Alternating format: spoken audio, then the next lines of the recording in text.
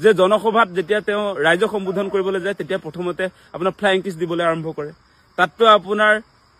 এঘৰ মানুহৰ নিজৰ সন্তানৰ পৰা আৰম্ভ কৰি তেওঁৰ স্বামী বা তেওঁৰ একদম শহুৱে শাহুৱেকলৈকে আহে ধৰক যিটো অঞ্চললৈকে যায় গতিকে তাত যদি ফ্লাইং কিছৰ পৰা আৰম্ভ কৰি দিয়ে তেতিয়াহ'লে তে পৰিৱেশটোৱে মানে গেলাই পেলায় দেখিছো যে মুখ্যমন্ত্ৰীজন সাংঘাতিক ধৰণে পাতল হৈছে তেওঁ ইমান তৰল পৰ্যায়ৰ কথা বতৰাবিলাক কৈ আপোনালোকে নিশ্চয় দেখা পাইছে বিভিন্ন জনসভা সম্বোধন কৰিবলৈ যেতিয়া যায় মুখ্যমন্ত্ৰীজনে তেতিয়া আমি লক্ষ্য কৰো যে বিভিন্ন সময়ত কেতিয়াবা ছাত্ৰ ছাত্ৰীৰ লগত কথা পাতিছে কেতিয়াবা বয়োজ্যেষ্ঠ মানুহৰ লগত কথা পাতিছে কেতিয়াবা মহিলাৰ লগত কথা পাতিছে কেতিয়াবা যুৱতীৰ লগত কথা পাতিছে কথা পতাত আমাৰ কোনো আপত্তি নাই মুখ্যমন্ত্ৰী এগৰাকীয়ে সকলোৰে লগত কথা পাতিছে সেইটোতো আমি স্বাগতম জনাম আৰু ভাল পদক্ষেপ বুলিয়ে কওঁ কিন্তু তেওঁৰ কথা বতৰাবিলাক আপোনালোকে চাব আজি দুদিনমানৰ আগত এগৰাকী মেট্ৰিক দিয়া ল'ৰা তেখেতে সুধিছিলে যে মামা এবাৰ মেট্ৰিকৰ ৰিজাল্ট কেতিয়া দিব তেতিয়া আমাৰ মুখ্যমন্ত্ৰীজনৰ উত্তৰটো হৈছে এবাৰ মেট্ৰিকৰ সমাজ বিজ্ঞানৰ পৰীক্ষাটোৰ পেপাৰখন বহুত টান আছিলে ন নাম্বাৰ বঢ়াই দিম বুলি কৈছে মানে পেপাৰখন টান আছিলে নাম্বাৰ বঢ়াই দিম প্ৰশ্নটো আছিলে আসলে ৰিজাল্টটো কেতিয়া দিব মেট্ৰিকৰ ৰিজাল্টটো কেতিয়া দিব তেওঁ কেনেকুৱা মানে এই ল'ৰা ছোৱালীৰ আকৰ্ষণ ল'বৰ কাৰণে মানে ল'ৰা ছোৱালী যিবিলাক আছে তেওঁলোকৰ সমৰ্থন ল'বৰ কাৰণে কেনেকুৱা তুলুঙা পৰ্যায়ৰ কথা বতৰা কয় মুখ্যমন্ত্ৰীজনে মানে এনেকুৱা ধৰণৰ মুখ্যমন্ত্ৰী থাকে নি বাৰু আপোনালোকে কওকচোন বাৰু আগতে কিন্তু এনেকুৱা ধৰণৰ কোনো ঘটনা আমি দেখিবলৈ পোৱা নাছিলো এটা সাংঘাতিক ধৰণে আসলতে হিমন্ত বিশ্ব শৰ্মা সেই মানুহজন অসমৰ ইতিহাসত যদি আপোনালোকে চাই তেওঁৰ নিচিনা মুখ্যমন্ত্ৰী আসলতে নাই আপোনালোকে চাব বিচাৰ কৰি সকলোৱে চাওক মানে মই বেয়া পাওঁ কাৰণে মুখ্যমন্ত্ৰীজনক সেই কথা বতৰাবিলাক কোৱা নাই কিন্তু মুখ্যমন্ত্ৰী এগৰাকীৰ যিটো পদমৰ্যাদা সেই পদমৰ্যাদাটো আসলে অক্ষুণ্ণ ৰখাৰ ক্ষেত্ৰত মুখ্যমন্ত্ৰী হিমন্ত বিশ্ব শৰ্মা সাংঘাতিক ধৰণে আসলে বিফল হৈছে মুখ্যমন্ত্ৰী এগৰাকীৰ আসলতে যিটো বডি লেংগুৱেজ ৰাইজৰ লগত যেতিয়া কথা বতৰা পাৰে তেখেতৰ কথা বতৰাটোৰ এটা গৰিমা থাকেতো তেখেতৰ পদমৰ্যাদা থাকেতো সেই কথা বতৰাবিলাক তেওঁ আসলে কেতিয়াও আপোনাৰ লক্ষ্য কৰা আমি দেখা নাই আজি এটা জনসভাত হিমন্ত বিশ্ব শৰ্মা গৈছিলে আৰু জনসভাত আসলতে বিভিন্ন মানুহ আহিছে জনসভালৈ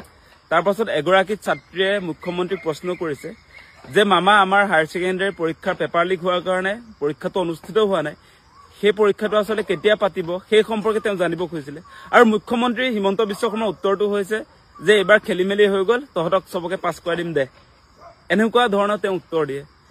ছোৱালীজনে ইমান সিৰিয়াসলি কথাটো উত্থাপন কৰিছিলে যে ছোৱালীজনী সঁচাকে চুগা ছোৱালী সম্ভৱ তেওঁ পৰীক্ষাটো তেওঁ যেনেকে প্ৰেজেন্টেশনটো কৰিছে যেনেকে মুখ্যমন্ত্ৰী সুধিছে বহুত সিৰিয়াসলি সুধিছিলে কিন্তু তেওঁ উত্তৰটো ইমান মানে তৰল পৰ্যায়ৰ উত্তৰ দি দিলে যে পৰীক্ষা দিব নালাগে এনে পাছ কৰিম যা এনেকৈ যদি ৰাজ্যৰ মুখ্যমন্ত্ৰী এজনে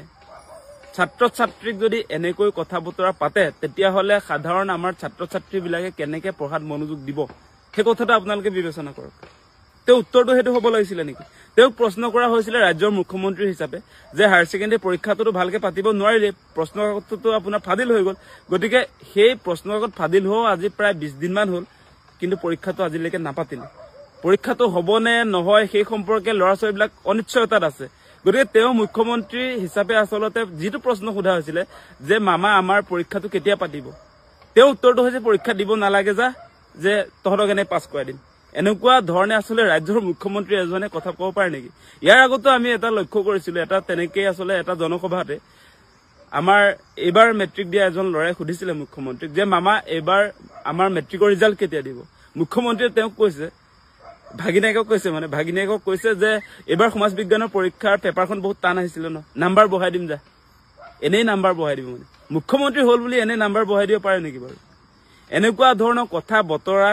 যেতিয়া আমাৰ ছাত্ৰ ছাত্ৰীবিলাকৰ সন্মুখত ৰাজ্যৰ মুখ্যমন্ত্ৰী এগৰাকীয়ে কয় তেতিয়াহ'লে তেওঁৰ পদমৰ্যাদাটো নিজে অৱনমিত হয় মানে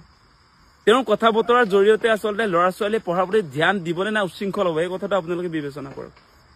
মানে মুখ্যমন্ত্ৰীজনৰ যিটো ভেলু থাকিব লাগে যিটো পদমৰ্যাদা থাকিব লাগে সেই পদমৰ্যাদা আজিৰ তাৰিখত নাই কিন্তু মুখ্যমন্ত্ৰী তেওঁ নিজে আসলতে তেওঁৰ মুখ্যমন্ত্ৰীৰ যিটো পদমৰ্যাদা সেই পদমৰ্যাদাটো লাঘৱ কৰিছে সেইটো অত্যন্ত দুৰ্ভাগ্যজনক গতিকে সেইকাৰণে কৈছে যে যুৱ উচ্ছৃংখল কৰাৰ ক্ষেত্ৰত মুখ্যমন্ত্ৰী হিমন্ত বিশ্ব শৰ্মা যথেষ্ট পৰিমাণে বৰঙণি আছে আপোনালোকে চাবচোন মই আগতেও কৈছো সেই কথা যে জনসভাত যেতিয়া তেওঁ ৰাইজক সম্বোধন কৰিবলৈ যায় তেতিয়া প্ৰথমতে আপোনাৰ ফ্লাইং কিছ দিবলৈ আৰম্ভ কৰে তাততো আপোনাৰ এঘৰ মানুহৰ নিজৰ সন্তানৰ পৰা আৰম্ভ কৰি তেওঁৰ স্বামী বা তেওঁৰ একদম শহুৱে শাহুৱেকলৈকে আহে ধৰক যিটো অঞ্চললৈকে যায় গতিকে তাত যদি ফ্লাইং কিছৰ পৰা আৰম্ভ কৰি দিয়ে তেতিয়াহ'লে পৰিৱেশটোৱে মানে গেলাই পেলায় তাৰ পাছত আপোনালোকে নিশ্চয় দেখে যে মই সেই কথাটো কৈছো যে তেওঁ বিভিন্ন সময়ত মঞ্চৰ পৰা তললৈ আহি আপোনাৰ ফ্লাইং কিছ যে দিয়াৰ পিছত আপোনালোকে নিশ্চয় দেখা পায় কেতিয়াবা আপোনাৰ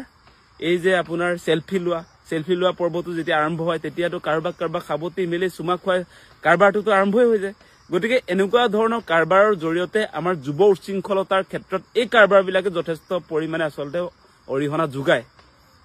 গতিকে সেইকাৰণে কৈছে এই মানুহজনে যথেষ্ট পৰিমাণে যুৱ উশৃংখলতাৰ ক্ষেত্ৰত তেওঁ বৰঙণি যোগাই আছে গতিকে তেওঁ বুজিব দৰকাৰ আচলতে তেওঁতো দুটা সন্তানৰ পিতৃ নহয় জানো এই সময়ছোৱাত তেওঁ ক'ত আচলতে চুমা খাব লাগে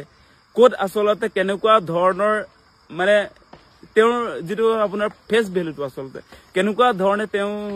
থাকিব লাগে সেই বস্তুটো তেওঁ নিজে জানিব লাগে ন